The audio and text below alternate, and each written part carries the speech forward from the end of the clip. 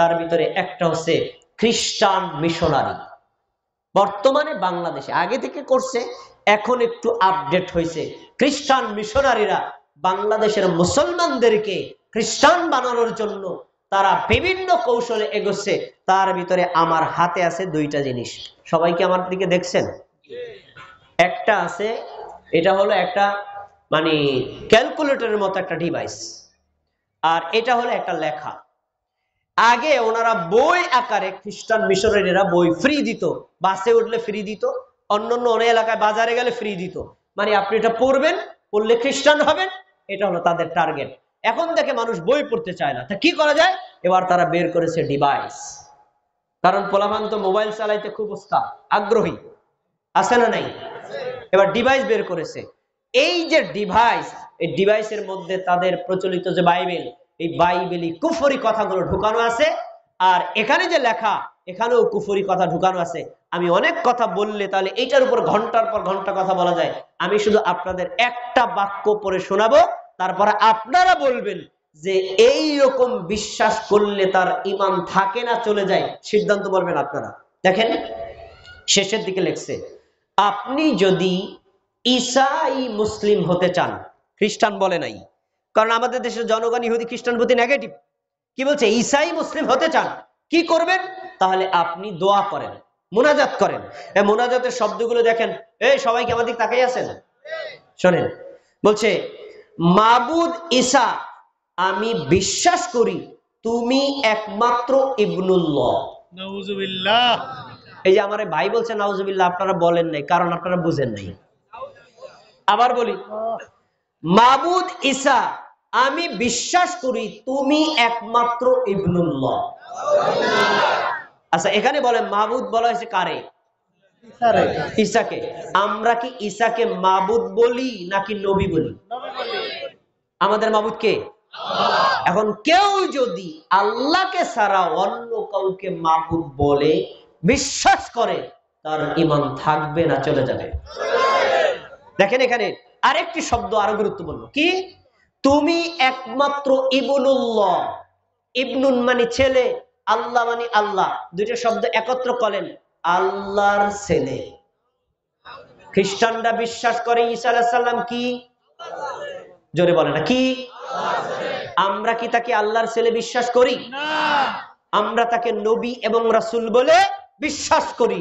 এখন তারা এই শিরকি আকীদা, কুফরি আকীদা মুসলমানদের সন্তানদের মধ্যে ঢুকায়া ঈমান ধ্বংস করার পায়তারা করছে। তাহলে বোঝা যায় আমাদের রব যে আল্লাহ, এই বিশ্বাসের উপর যে আমরা আছি, এদিকে আমরা খুশি না বেজার? এই জন্যই এখানে বলা হয়েছে, আমি এটা বিস্তারিত বলছি না। তার মানে এটা আমি পেয়েছি, গত জুমায় আমাকে দিয়েছে মাদারীপুর জেলার সিলারসর ইউনিয়নে খ্রিস্টান মিশনারিরা এটা বিতরণ করছে ফ্রি। এটার ভিতরে ডিভাইসে কিছু বক্তব্য দেওয়া আছে। এই বক্তব্যগুলো ইহুদি খ্রিস্টানদের তৈরি করা কুফরি মতবাদ। এগুলো যদি আপনার সন্তানের হাতে পড়ে, সন্তান যদি একবার বিশ্বাস করে, ঈমান থাকবে না যাবে। আল্লাহ আমাদেরকে খ্রিস্টান মিশনারি থেকে রক্ষা করুন, বলেন আমিন। এখন তারা বিশ্বাস করে ঈসা আলাইহিস সালাম হলো তাদের রব, আর হিন্দুরা বিশ্বাস করে রবের পরিমাণ হলো ৩৩ কোটি। কত? আমাদের রব কয়জন? ৯:১৫। এখন বাজে কত? ৯:১৫ বেজে গেছে। আচ্ছা, তাহলে আর কথা বাড়ানো যাবে না, আমি কথা শেষ করে দিচ্ছি। যাই হোক, এই যে আমরা আমাদের রব আল্লাহকে পেয়ে খুশি না বেজার? খুশি। তারপরে বলছে ও অবি মুহাম্মাদির রাসূলা, আমি মুহাম্মদকে রাসূল পেয়ে খুশি। আর অবিল ইসলামি দীনা, আমি ইসলামকে ধর্ম হিসেবে পেয়ে খুশি। এই তিনটা কথা যে বলবে, গুফিরা লাহু মা যামবিহি, আল্লাহ তার পিছনের পাপ ক্ষমা করে দিবে। আমরা কি পাপ ক্ষমা চাই নাকি চাই না? আরেকটা কথা বলে আলোচনা শেষ করে দেব। প্রিয় ভাইয়েরা, আমার উপরে দুইজন আলোচক আছেন, এদেশের অন্যতম মেধাবী বিদ্বান আলেম, তাদের থেকে এলেম আপনারা নিবেন, আমিও নেওয়ার চেষ্টা করব। আমি কথা না বাড়িয়ে একটা কথা বলবো, সেটা হলো পাপ ক্ষমা পাওয়ার আরেকটি মাধ্যম দান করা। কি করা? আমাদের দেশের মানুষ তারা নামাজ, রোজা, জিকির, আজকার এগুলো করতে খুব আগ্রহী, কিন্তু দান করতে আগ্রহী না। দান করলে পাপ ক্ষমা হয়, আমি আপনার একটা হাদিস বলে আলোচনা শেষ করে দিয়েছি। সহিহ মুসলিম হাদিস নাম্বার 4306। আবু হুরায়রা রাদিয়াল্লাহু তাআলা আনহু বলেন, একজন ব্যক্তি আমাদের নবীর কাছে আসছে, সে বলছে, ইন্না আবি মাতা ওয়া তারাকা মালান। হে নবী, আমার বাবা মারা গেছেন। এখানে অনেকের আছে না, তাদের বাবা মারা গেছেন, বাবা মারা গেছেন।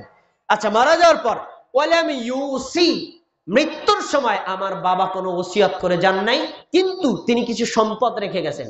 ধরেন ব্যাংকে হোক, অথবা নিজের বাড়িতে হোক, অথবা জমি জমা হোক, কিছু সম্পদ রেখে গেছেন, কিন্তু কোনো কিছু ওসিয়ত করেন নাই।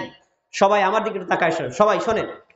ফাহাল ইউকাফিরু আনহু আন আতাসাদ্দাকা আনহু, আমি যদি আমার ওই মৃত মায়ের পক্ষ থেকে, মৃত বাবার পক্ষ থেকে দান করি, তাহলে কি আমার বাবা আমার মা দুনিয়াতে থাকতে যে পাপ করেছেন তাদের পাপ ক্ষমা হবে? এই প্রশ্ন করেছে সাহাবী। কার কাছে বলেন তো? আমাদের নবীর কাছে। আর আমাদের নবী কি বলছেন? ক্বালা নাম, হ্যাঁ, তুমি যদি তোমার বাবার পক্ষ থেকে, তুমি যদি তোমার মায়ের পক্ষ থেকে, তুমি যদি তোমার ওয়ারিসদের পক্ষ থেকে, তুমি যদি তোমার আহলের পক্ষ থেকে দান করো, তাদের পাপ ক্ষমা হয়ে যাবে। সুবহানাল্লাহ। তাহলে দান করলে কি হয় বলেন সবাই? দান করলে কি হয়? এটা দুঃখের কথা বলি, শোনেন, দুঃখের কথা বলি।